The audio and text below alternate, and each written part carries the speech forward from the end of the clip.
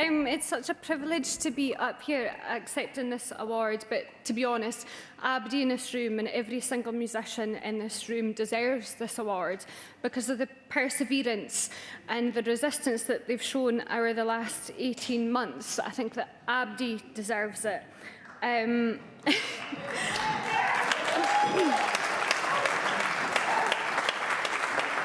I think a lot of the time that songsters or singers aren't really thought of as musicians. And I mean, we all are musicians, but I would really like to say a thanks to everybody at ALBA Scots for have inspired me to use Scots in my everyday speech.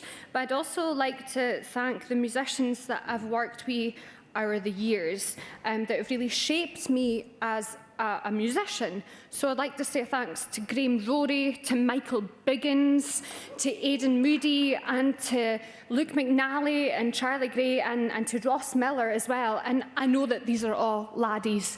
I do work with Quines and all, but these people have really actually added to a formative period of my life as a musician, and I'd like to say thank you to them for believing in my far-fetched ideas, especially when I beg Graham to do a Taylor Swift song in Scots.